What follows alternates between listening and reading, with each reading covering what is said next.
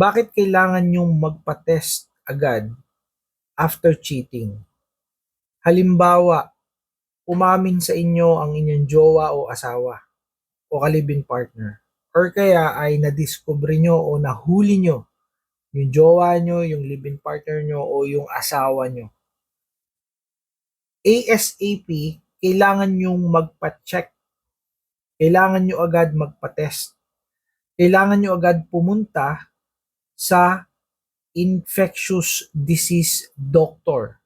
Pumunta kayo sa ospital, kausapin nyo yung receptionist o yung information, sabihin nyo na kailangan nyo magpa-check up sa infectious disease doctor. Doon kayo pupunta, diretso kayo doon. Magpa-schedule kayo o kaya ay pumila kayo o may schedule na sa araw na yon. Kailangan nyo matest sa mga sakit na tinatawag na STD. So ano yung STD? Ito yung sexually transmitted diseases.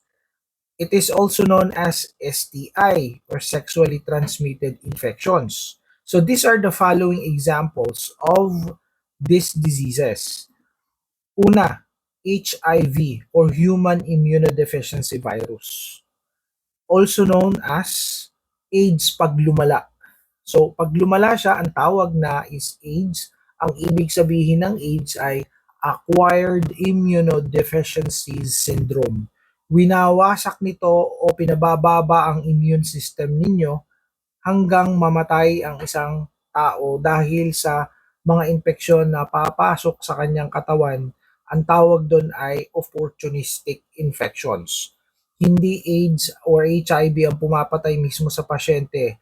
Ito ay yung sakit na papasok sa katawan niya dahil sa sobrang babang immune system. Another one, bukod sa HIV or AIDS, gonorrhea o tulo. Ito ay mahapdi, makate, masakit, minana. So ito ay inyong mararanasan kasama yan ng STD. So kasi yan yung mga test. Another one, yung chlamydia. So yung chlamydia, isa yan, no?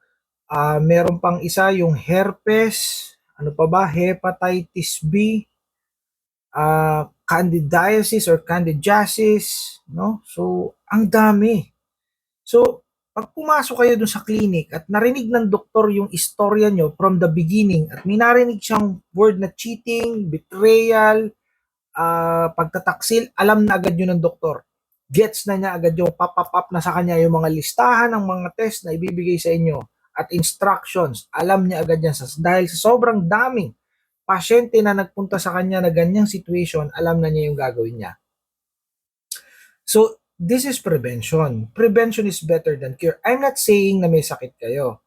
Ang pinupunto ko dito is para maging sigurado kayo o maging kampante kayo o may peace of mind kayo na wala kayong sakit. Dahil pag kayo ay may sakit na nakuha dun sa asawa nyo o sa jowa nyo o sa live-in partner nyo, magagamot agad ng doktor. Mabibigyan agad kayo ng antibiotics, mabibigyan agad kayo ng antifungal na mga sakit, na mga na gamot, no? Para doon sa ganong klase ng sakit.